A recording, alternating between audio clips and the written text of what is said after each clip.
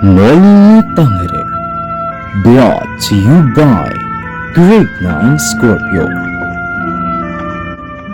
Starring Sofia Martin, Ernesto Pinel Mangawil. Mawalang galang na ko doon kay Sosto mo. May sulat kong ipinabibigay sa Daniel de Guevara. Maraming salamat. Ano? Nakasulat sa liyang kaibigan. Iniimbitahan ako ni Teniente Guevara para sa salo-salong gaganapin sa kanilang bahay. Kung ganon, edi sabay-sabay na tayong magpunta doon dahil ako'y kanyang inibitahan din. Aba kaibigan, maghanda ka na sapagkat pupunta ng iyong nobya. Tama ka kaibigan! Kung kaya't maghahanda na ako sa gaganaping salo-salo bukas para ako'y maging presentable sa harap ng aking kasintahan.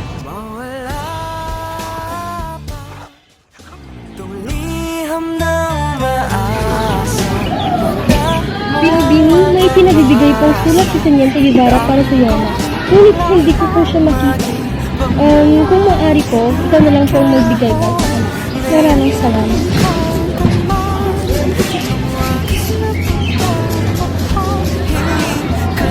Anong nakapaloob sa liham na yan at ikay gulat na gulat, Maria?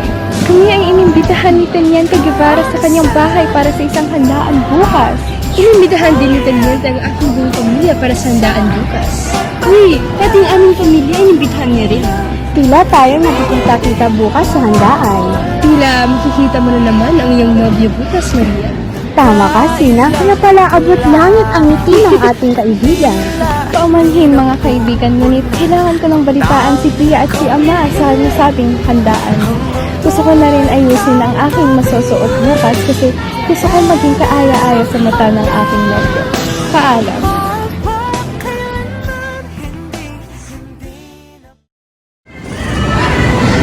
Mahal! Magpakaganda naman aking mapapangasawa. Maraming salamat, mahal ko. Bagay din sa iyong kasuotan ko. Aba yan ang tunay. Kaso lang yung mga kaibigan. Sila'y papunta na. Paano naman yung mga kaibigan mo? Sila'y papunta na rin, mahal. Mawalang galang binibinit ko noon, magsisimula na po ang handaan.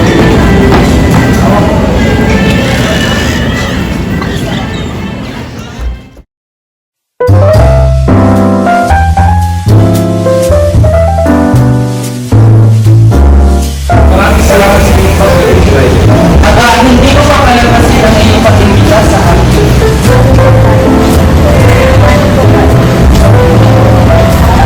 Agay, nandito na pala ang anak ni Don Rafael Ibarra. Magandang hapon po, pati. Walang puwas pa rin ang pagkakahan ng iyong anak. Asya nga pala po. Ang iman ihahatid ang imbitasyon para sa magaganap na kasalan ni Mapisos at nagaganapit sa iba't ibang mga. Tutuloy mo pa rin ba ang kasalan ni anak sa anak mo sa Rehea at Costello? Naninibag ka na ata ang siyado. Di ka totoo naman ang kanilang pagmamahal.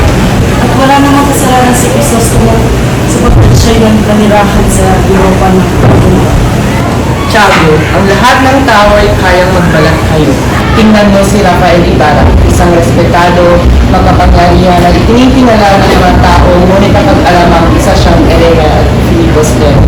Hindi natin alam, ngunit pwedeng isa rin kasapi ng kilosan, iyang si Crisostomo, at siya pa ang maging dahilan ng pagbagsak ng Las Pilipinas.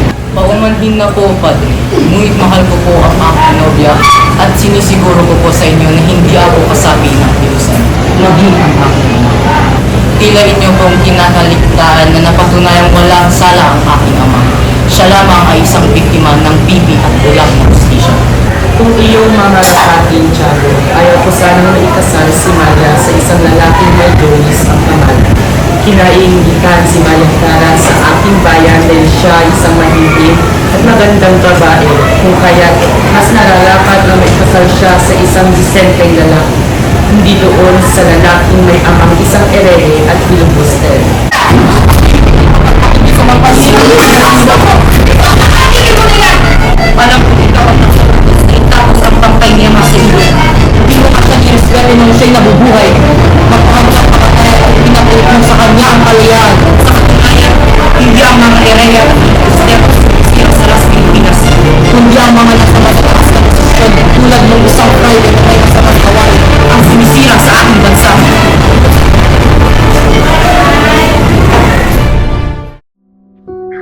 Sana, sa bahay na lang tayo.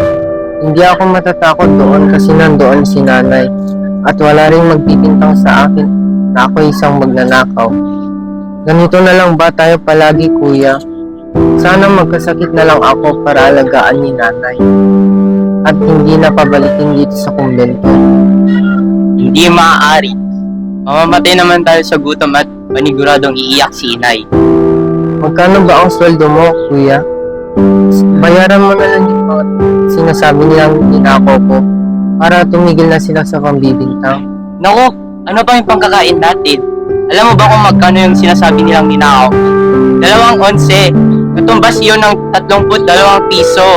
32 piso! Ilang kwalta ba ang piso? Kuya, pagka-uwi mo, sabihin mo kay inay na sinasaktan na nila ako dito. Gusto ko na pong umuwi. Pero ngunit, dahil malalakas ang sakristan mayor, ay tiyak na hindi ako makakauwi hanggat hindi ko nilabas ang pera. Huwag ka na akong magsalita ng ganyan. Ika'y makauwi pa dahil naghanda pa si inay ng pananghalian. Basilio! Crispin! Bumarito nga kayong dalawa! Ikaw, Basilio, magmumulta ka dahil sa malinong pagpapatunog ng kampana. Ikaw naman, Crispin, hindi ka maaaring umuwi hanggat hindi mo nilalabas ang ninakaw na pera. Ikaw, Basilio, mamayang alas 10 ka uuwi. Ngunit bawal na pong maglakad sa alim mula alas 9. Malayo rin po ang aming bahay. Ako tinusuturuan mo? Ikaw, kunin mo nga itong si Crispin at wag na wag mong papakainin hanggat hindi niya nilabas ang ninakaw ng pera. Opo, Padre. Aray! Kuya! Tulungan mo ito! Kunin mo na!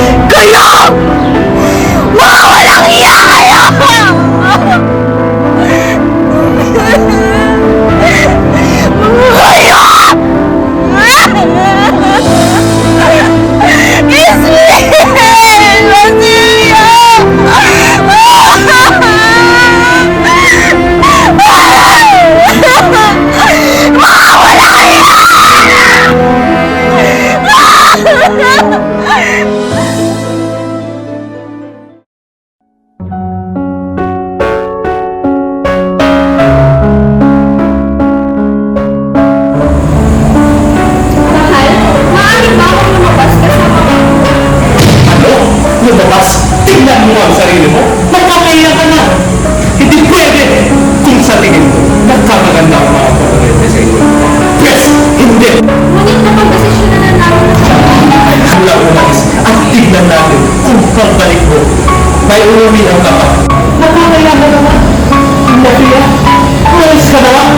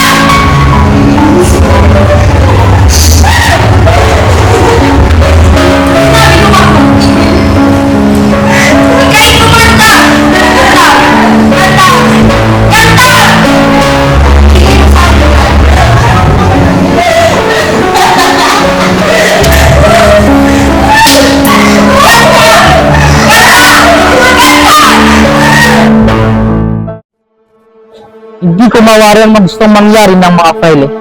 Sila pa'y mga alagad ng Diyos, ngunit sila ang gumagawa ng karumal-dumal na gawain. ikay mag-ingat sa mga binitawan ng salita. Ngunit huwag mong itanggi na ako'y tama. Sila ang mga fraileng nararapat na manguna sa pangangalawak ng salita ng Diyos.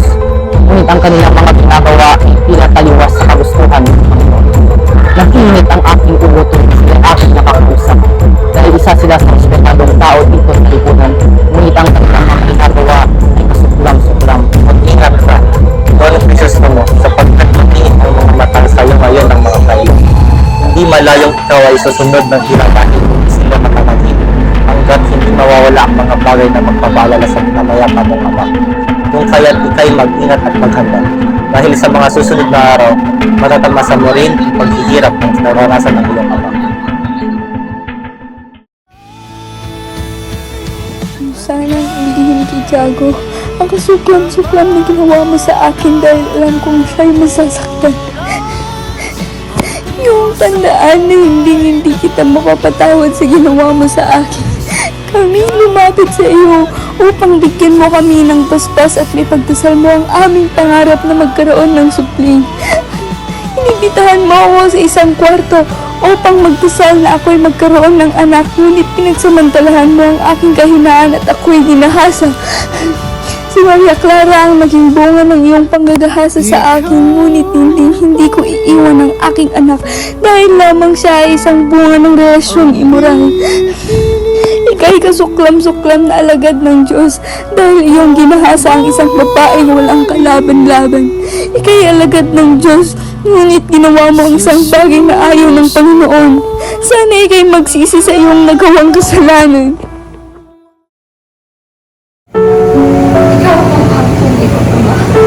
Saan mo naman nabulot ang basurang iyan? Hindi mo na kailangan alamin pa ako sa ito na pag-alam, Padre.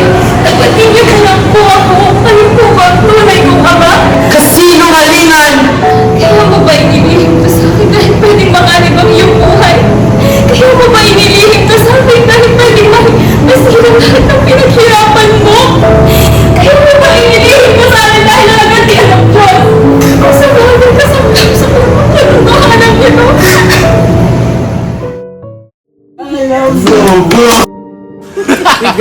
Don Crisostomo. May balitaan po ako yung masama para sa inyo po. Ano yun? Ang nobyo po na si Maria. Sabi po nila, ikakasal sa huling araw ng buwang ito. Anong ibig niyo sabihin? Mamaya pa nilang po ipapaliwanag. Ngunit, kailangan mo tumakas dito. Hindi ka po ligtas dito. Kung ba yun, paano ka makatakas dito? Ang daming gwardiya sa kalat. Ilalahas ko ang atensyon ng mga Guardia Civil. Ito, kunin mo itong susi nito. Kapag wala ka nang nakitang Guardia Civil, simulan mo lang tumakas. Nandun lang sa lawang aking bangka. Doon ako maghihintay. Ngunit maaari kang mapahamak. Kainin mo naman ang buhaya. Hindi nag-aalilangan na tulungan ako. Kaya pabigyan mo naman po ako ngayon na bayarin ang aking utang sa loob. Maraming salamat. Yes.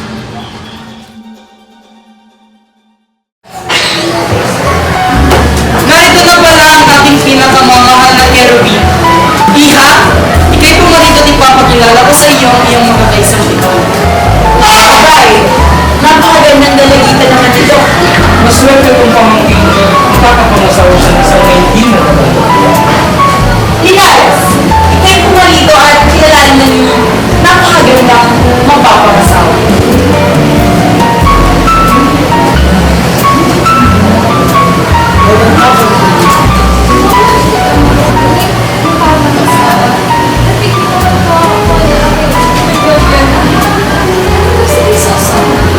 Si Crisostomo, na isang erehe at pinugustero tulad ng kanyang ama, batid ko'y siya'y nasa bilungkuan na rin ngayon.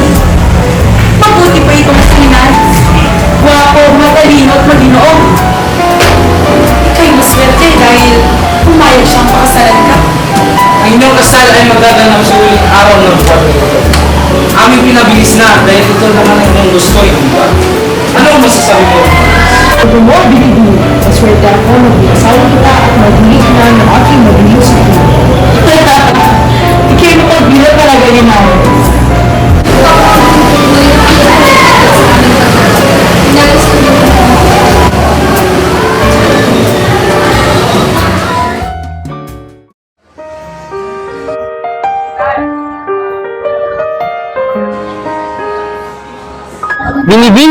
Binibining Maria Clara. Pag narito ka, hintayin mo ako dyan. Bababa ako.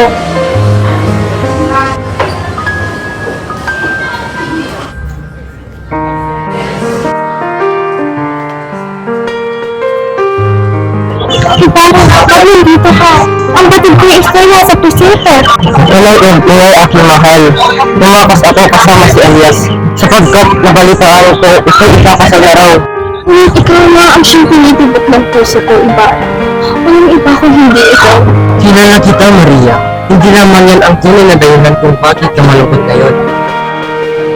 Sir, ano yung Sir Padre de Maria siyang tumura. Kung si Kapitan Tiago ang totoo ko. Kapanginit, naman ka, hinuhin niyang aking ina, inagdis kita niyang aking ina. Nakakasip lamang katotohanan ito. Itinalak nila akong may takot sa Diyos na sa mismong alagad ng Diyos ay may gawain na nakasusap lang. Ano pa ang iyong nalaman, mahal ko? Ang pinagpalit ng mga sulat sa iyong ina, ito ang rason kung bakit ito'y nasa kulungan ngayon. Paano nangyari yun? Sa kanilang pahirapan sa Ostomo. Pati ang buong pamilya mo. Maria! Nasaan ka na? Hinahanap ka na, Maria. Umalik ka na sa loob at baka makita pa nila tayo. Hintayin mo ako dito, mahal. Hintayin mo ako, ha? Ika'y kakasal na bukas, Maria. Ipapasok na sa buhay may bahay. Ika'y dapat maging masaya dahil sa maginoong lalaki ka mapupunta. Ngunit paano po ako magiging masaya kung hindi siya ang tunay kong mahal? Hindi siya si Crisostomo, Tia. Alam niyo naman po, simula nung bata ako ay si Crisostomo talaga ang tinitipok ng aking puso. Ngunit siguro panahon na upang buksan mulit ang iyong puso para sa ibang Ginoo, Maria.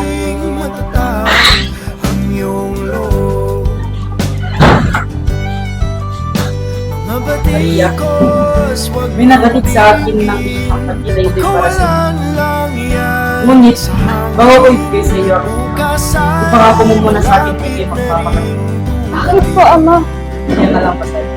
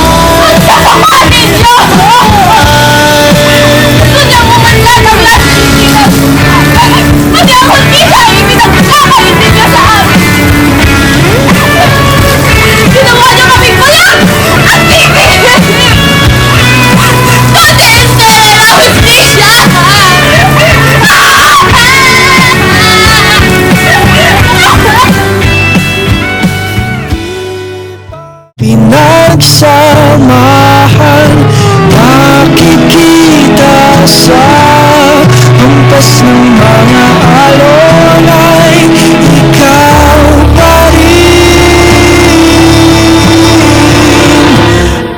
Pakiusap na lumas ka sa aking isipan nang umahon na ang puso sa dalampasigan mo.